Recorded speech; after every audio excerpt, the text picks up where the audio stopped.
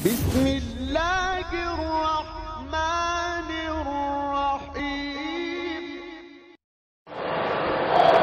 ہم جس دور سے گزر رہے ہیں یہ دور انتہائی نازک دور ہے اور قرب قیامت کا دور ہے۔ نبی کریم صلی اللہ علیہ وسلم نے اپنی امت کو قیامت کے متعلق آگاہ فرمایا اور ان کی علامات کو اپنی امت کے سامنے کھول کھول کر واضح کیا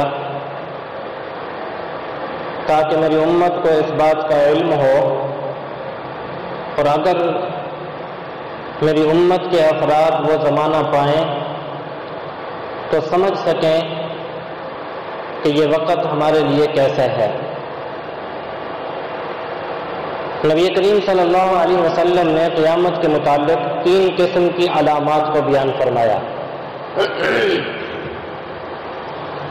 ایک قسم تو ان علامات کی ہے جو بہت دور کی ہیں قیامت سے، مثلا اقتربت الساعة وانشق القمر، قرآن کہتا ہے کہ قیامت قریب آ گئی اور چاند 2 ٹکڑے ہو گیا، اور چاند کا 2 ٹکڑے ہونا یہ نبی کریم صلی اللہ علیہ وسلم کے دور میں ہو چکا ہے۔ لوگوں نے واضح دیکھا کہ چاند کا ایک ٹکڑا پہاڑ کی اس چوٹی کے اوپر اور چاند کا دوسرا ٹکڑا پہاڑ کی دوسری چوٹی کے اوپر تھا۔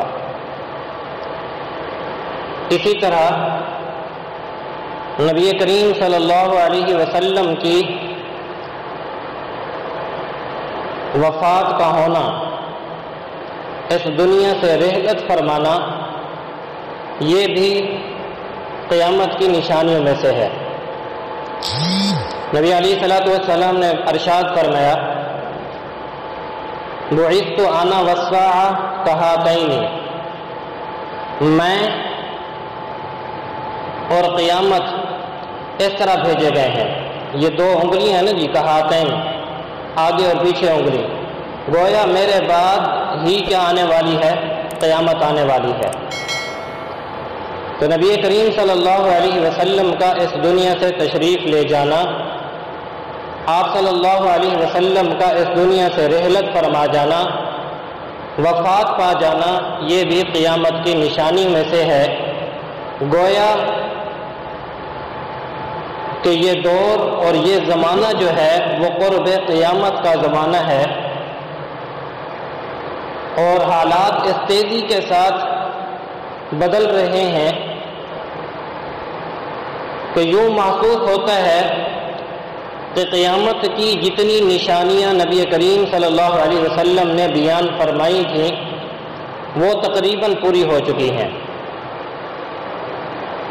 تو کچھ وہ علامات ہیں جو قیامت سے انتہائی دور کی علامتیں ہیں، مثلا جیسے میں نے ابھی بیان کیا کہ چاند کا ٹکڑے ہونا، نبی کریم صلی اللہ علیہ وسلم کا رحلت فرما جانا،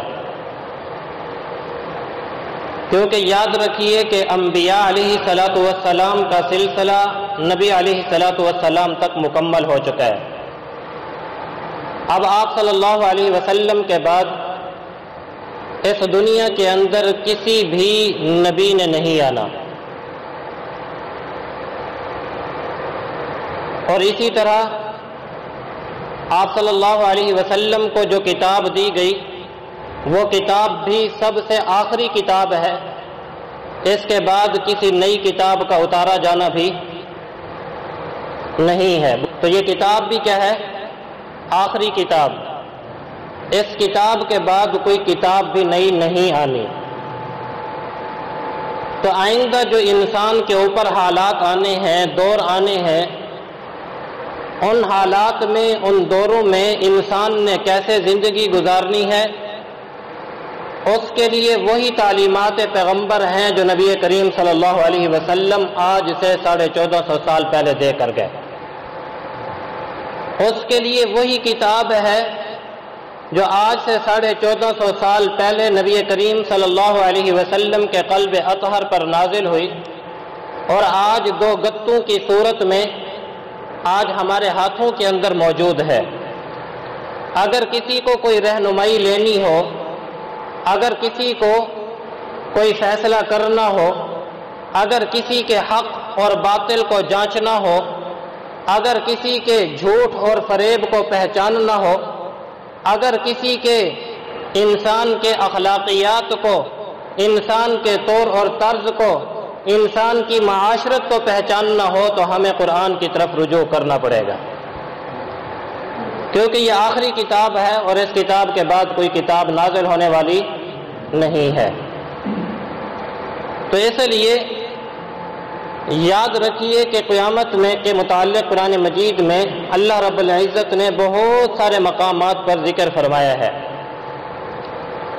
کافر نبی علیہ الصلوۃ والسلام سے آ کر سوال کیا کرتے تھے، یسألونک عن الساعۃ ایان مرساہا، وہ آپ سے سوال کرتے ہیں کہ قیامت کب واقع ہوگی۔ فیما انت من ذکراہا الی ربک منتہاہا انما انت منذر من یخشاہا۔ اللہ فرماتے ہیں کہ یہ قیامت کے متعلق پوچھ رہے ہیں، آپ کا کام صرف ڈرا دینا ہے، انہیں بتلا دینا ہے، لیکن میں اس موضوع پر گفتگو نہیں کر رہا۔ میں یہ بات عرض کر رہا ہوں کہ کچھ علامات تو وہ ہیں جو نبی کریم صلی اللہ علیہ وسلم کے یعنی قیامت کے انتہائی دور اور وہ نبی علیہ الصلوۃ والسلام کے دور میں پائی گئی۔ دوسری قسم علامات کی وہ ہے جو قیامت اور نبی علیہ الصلوۃ والسلام کے درمیان کے زمانے کی ہیں۔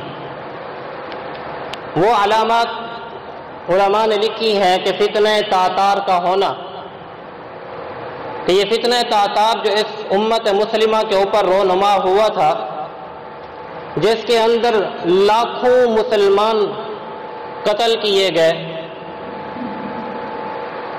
اور اتنا قتل عام شاید مسلمانوں کا اس سے نہ پہلے کبھی ہوا نہ اس کے بعد کبھی ہوا۔ صرف بغداد کے اندر 26 لاکھ مسلمانوں کا قتل عام کیا گیا، صرف بغداد ایک شہر میں، اور بغداد کو اس نے ایسے کر دیا کہ جب مڑ کر دیکھا تو اس نے کہا تھا یہ جملہ کہ شاید ہی بغداد پھر کبھی آباد ہوگا، یعنی اس کو ایسا تہس نہس کر دیا۔ اور ان تاتاریوں نے مسلمانوں کو قتل کرنے کے بعد ان کی کھوپڑیوں کے مینار بنائے، جہاں ان کے مقبرے ہوتے تھے تو مسلمانوں کے میناروں سے، مسلمانوں کی کھوپڑیوں سے وہ مینار بنائے جاتے تھے۔ اس عاجز نے کچھ دن پہلے ایک ویڈیو دیکھی اور اس ویڈیو میں وہ دکھایا گیا کہ مسلمانوں کی کھوپڑیوں سے باقاعدہ انہوں نے ایک گھر تعمیر کیا تھا۔ قتل کرنے کے بعد مسلمانوں کی کھوپڑیوں کے ساتھ وہ یہ حشر کیا کرتے تھے۔ اس سے آپ اندازہ لگائیں کہ یہ فتنہ کس قدر مسلمانوں کے اوپر سخت تھا۔ پوری امت مسلمہ کے اندر ایک تھلتھلی سی مچ گئی تھی، کھلبلی مچی ہوئی تھی، کوئی مسلمان ملک ان کے فتنے سے محفوظ نہیں بچا تھا۔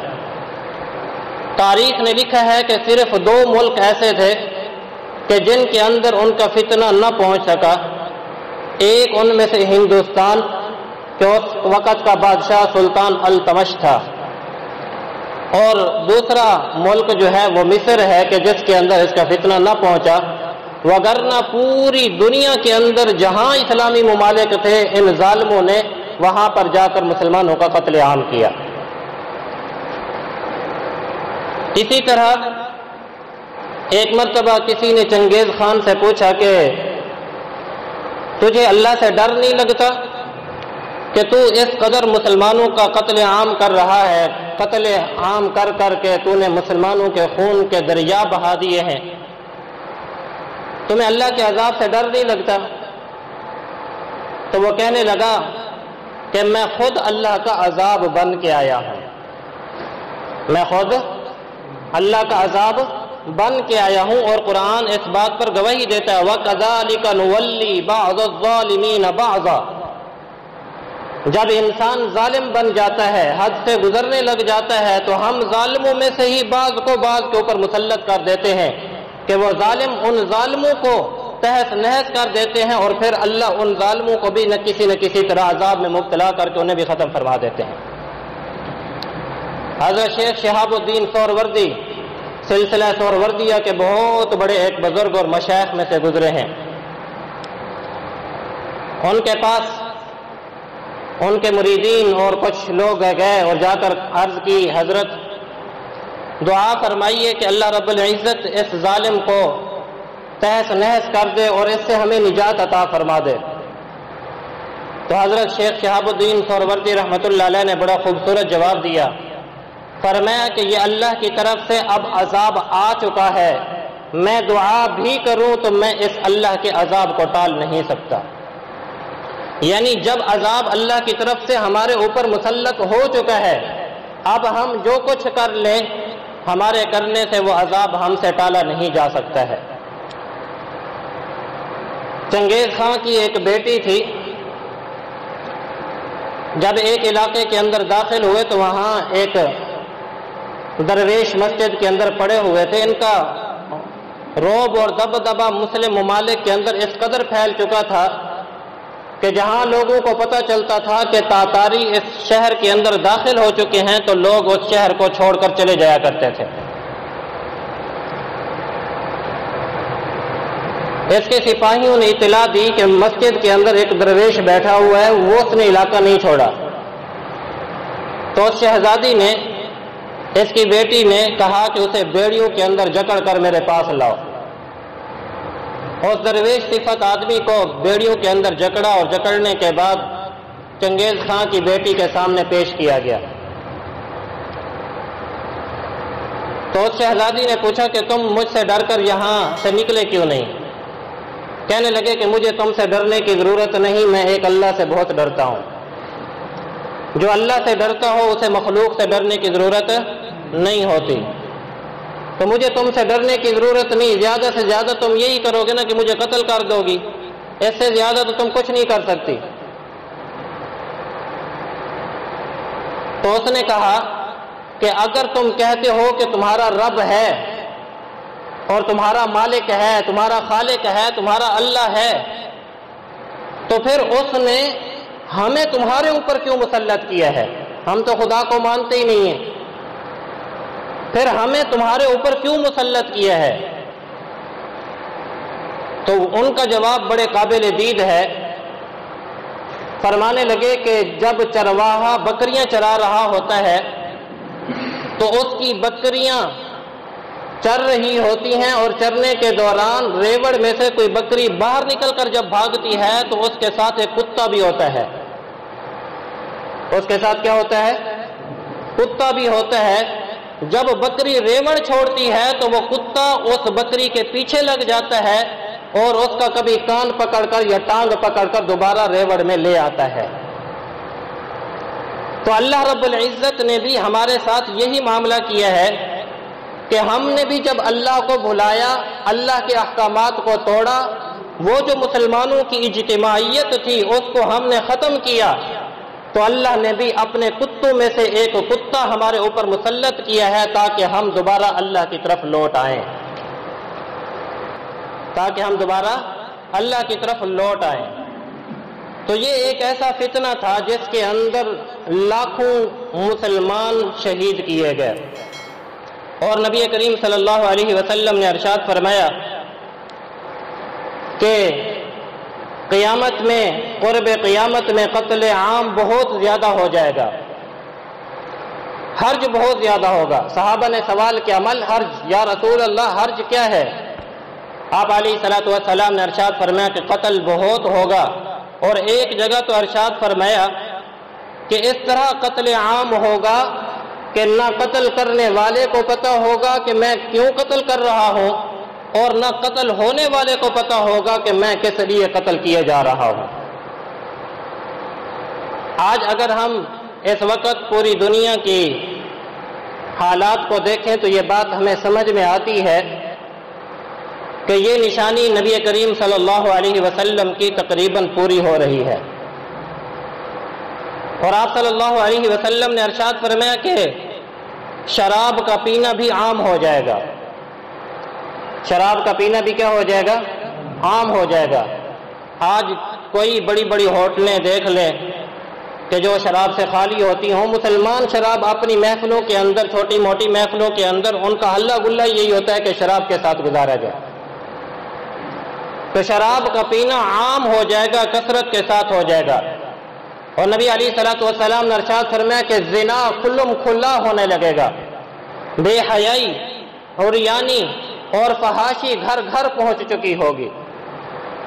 معاف کیجئے گا، کیا آج ہم اگر اندازہ لگائیں تو شاید ہی کوئی گھر ایسا ہو کہ جس کے اندر بے حیائی کے آلات نہ پہنچ چکے ہوں، عریانی اور فحاشی کے آلات نہ پہنچ چکے ہوں. آج میری ماں اور میری بیٹی یوٹیوب کے اوپر، گوگل کے اوپر کپڑوں کے ڈیزائن اور اپنے پہننے اور سنورنے کے ڈیزائن انہی سے اخذ کر کے ان کو اپنانے کی کوشش کرتی ہے. آپ حضرات جانتے ہیں کہ یوٹیوب یا گوگل کے اوپر جو چیز جب نکالی جاتی ہے تو اس کے ساتھ صرف وہی چیز نہیں آتی، اور بھی بہت کچھ آتا ہے، اور جس کی وجہ سے معاشرے کے اندر تباہی اور بربادی پھیلے گی. مجھے کچھ دن پہلے ایک ساتھی عرض کر رہے تھے کہ پہلے ہمارے ٹی وی چینلوں کے اوپر اچھے ڈرامے دکھائے جاتے تھے، معاشرے کی تربیت ہوتی تھی کہ ہمیں زندگی کس طرح گزارنی ہے. بڑے ہمارے جو گزرے تھے ان کے حالات دکھائے جاتے تھے، کشمیر کے اندر کیا ظلم ہو رہا ہے وہ دکھایا جاتا تھا. ایک معاشرے کی تربیت ہوتی تھی.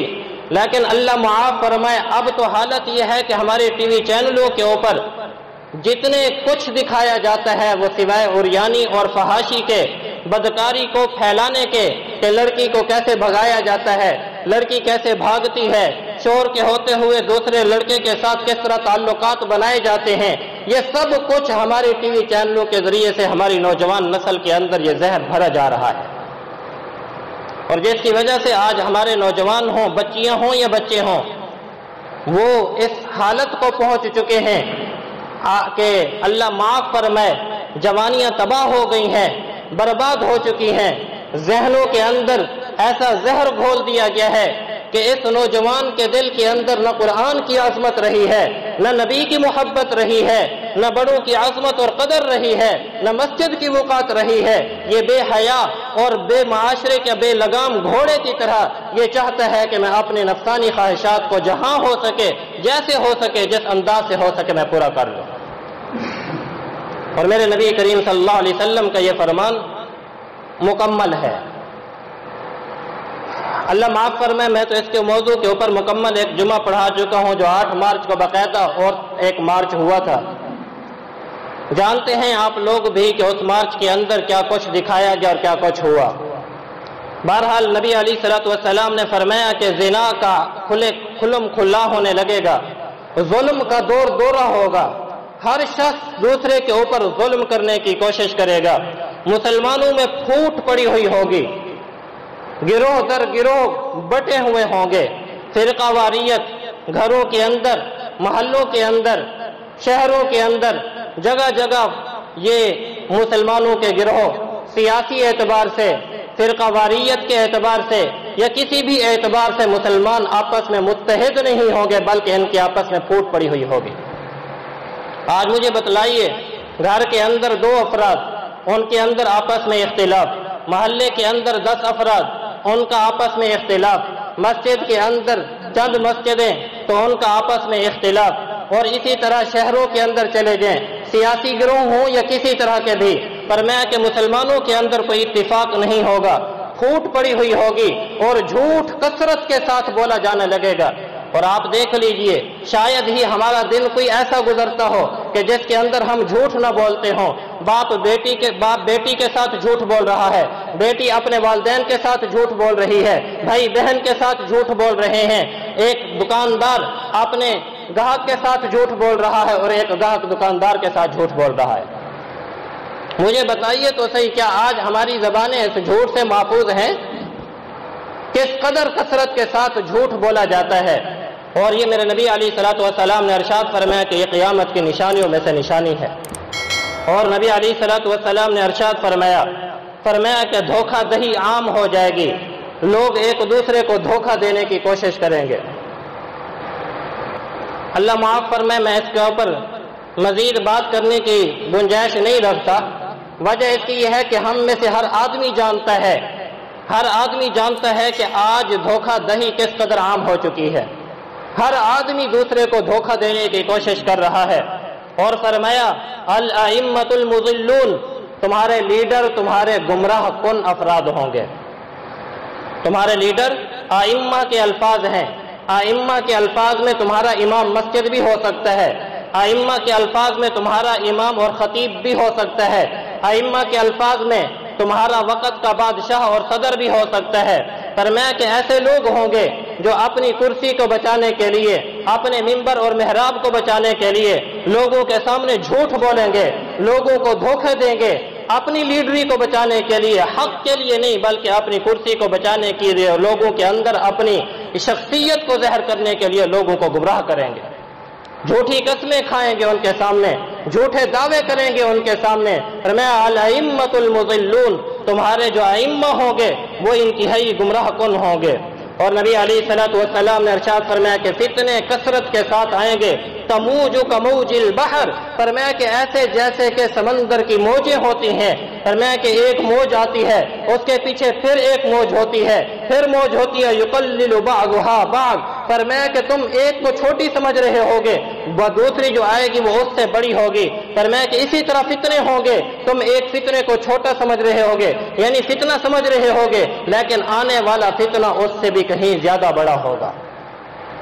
اور فتنہ جانتے ہیں کہ کس چیز کو کہتے ہیں؟ فتنہ کا معنی ہوتا ہے آزمائش، فتنے کا معنی ہوتا ہے امتحان۔ اور یہ فتنے اللہ کی طرف سے کیوں آئیں گے؟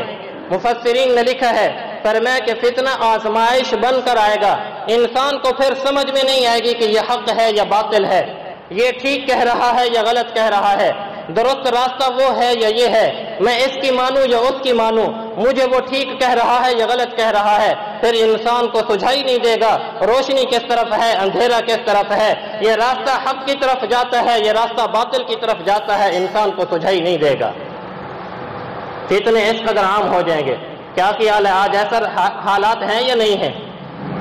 جس سے بھی دیکھو کہتے ہیں یار سمجھ میں نہیں آتا، ہم کیا کریں، ہر جگہ ہی تو بات ہو رہی ہے۔